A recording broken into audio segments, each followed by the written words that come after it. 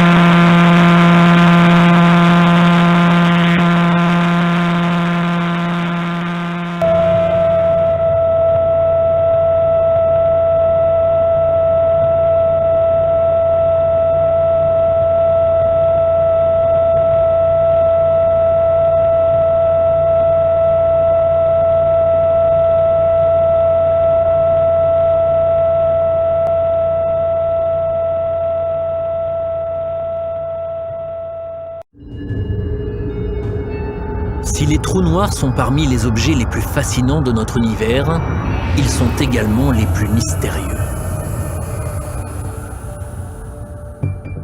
Un trou noir est une zone dans l'espace où la force de gravité est si forte que même la lumière, l'entité la plus rapide connue dans notre univers, ne peut s'en échapper. La frontière d'un trou noir s'appelle l'horizon des événements. Il s'agit d'un point de non-retour au-delà duquel nous ne pouvons pas voir. Quand quelque chose traverse l'horizon des événements, il s'effondre dans la singularité du trou noir.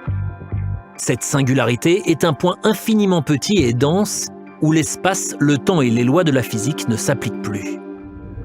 Les scientifiques ont théorisé plusieurs types de trous noirs différents, les stellaires et les supermassifs étant les plus communs. Les trous noirs stellaires se forment lorsque des étoiles massives meurent et s'écroulent. Ils ont une masse 10 à 20 fois supérieure à celle de notre Soleil et sont éparpillés à travers tout l'univers. Il pourrait y avoir des millions de ces trous noirs stellaires rien que dans la Voie lactée.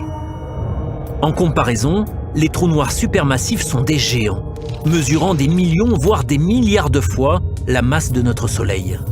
Les scientifiques ne peuvent que supposer comment ils se forment, mais nous savons qu'ils existent au centre de presque toutes les grandes galaxies, y compris la nôtre.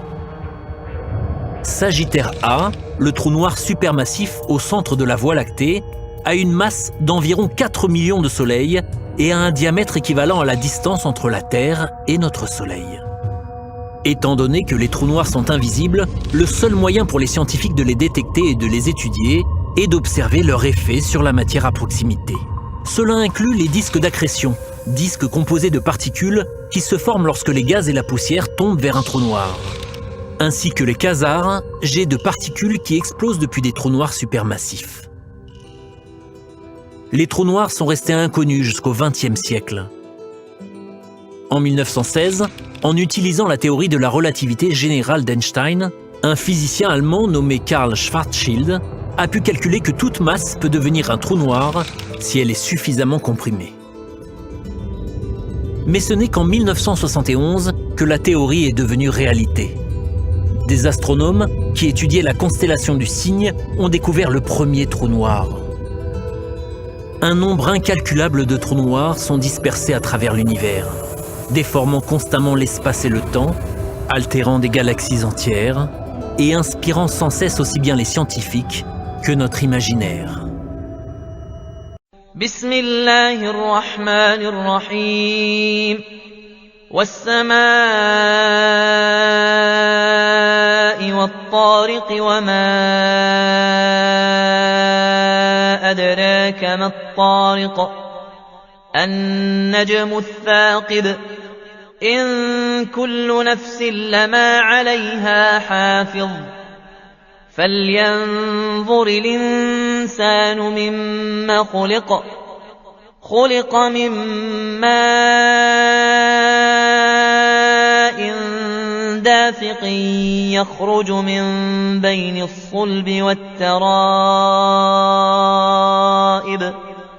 إنه على رجعه لقادر يوم تبلى السرائر فما له من قوة ولا ناصر والسماء